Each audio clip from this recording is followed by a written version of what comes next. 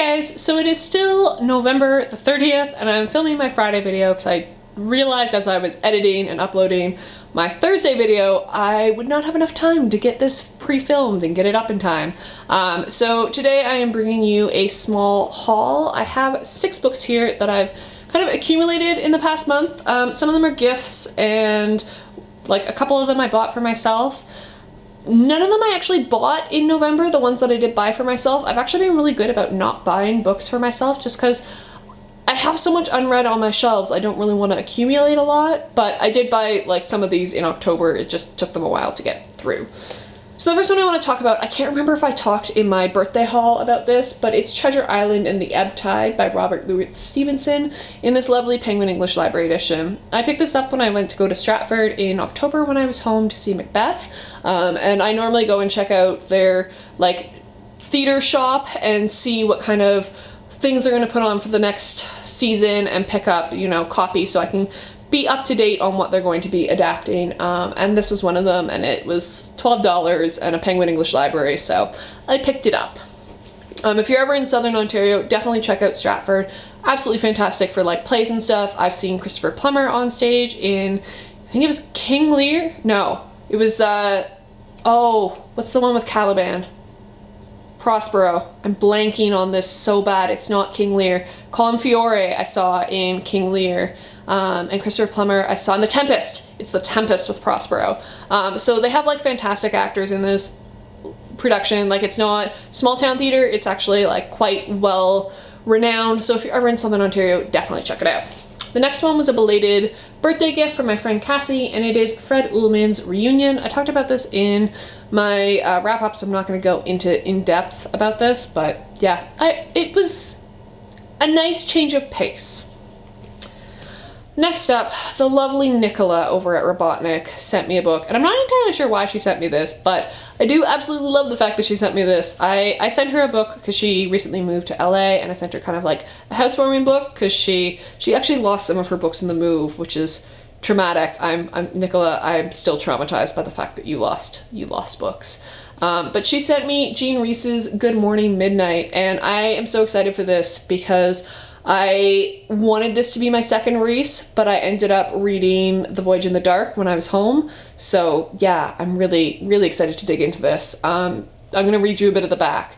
In 1930s Paris, where one cheap hotel room is very like another, a young woman is teaching herself indifference. She's escaped personal tragedy and has come to France to find courage and seek independence. She tells herself to expect nothing, especially not kindness, least of all from men. Tomorrow, she resolves, she will dye her hair blonde.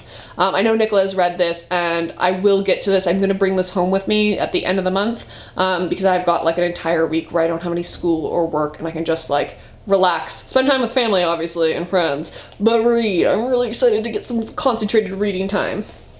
And then next up, this actually made me cry. Lily, the lovely Lily from LilyPad. Go check out her channel. Such a lovely, lovely girl.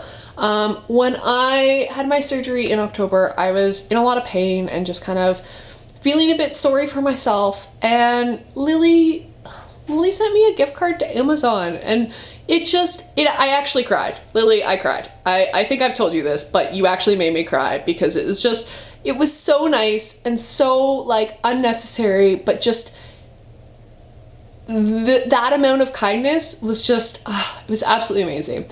I of course went over and above the gift card because restraint, I don't know what restraint is. What is restraint?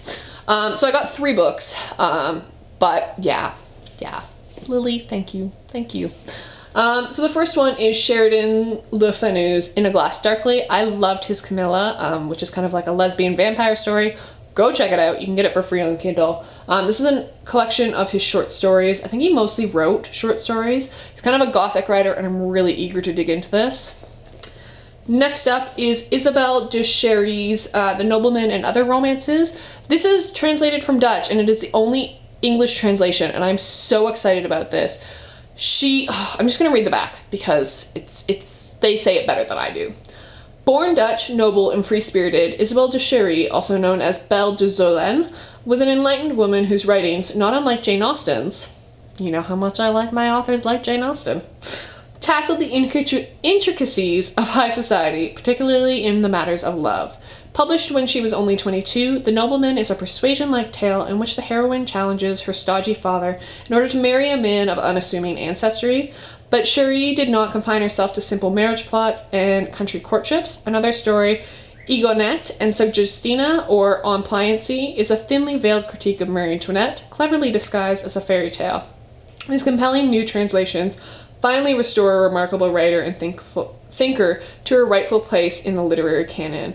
And I'm just so excited. She's an Enlightenment era writer, which I don't have as much experience reading. Like, I've read Rousseau and Voltaire, and Locke, and I've read Thomas Paine.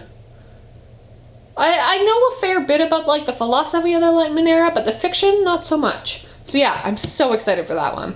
And then finally, I talked about this in my wrap-up, so I'm not going to go into too much depth, but it is a collection of short stories by Mary Shelley and Mary Wollstonecraft. So by Mary Wollstonecraft, it has Mary and Maria, and by Mary Shelley, it has Matilda. I've already read Matilda before I got this, and I've read Mary since this came, and I'm in the process of reading Maria, and I'm really enjoying this.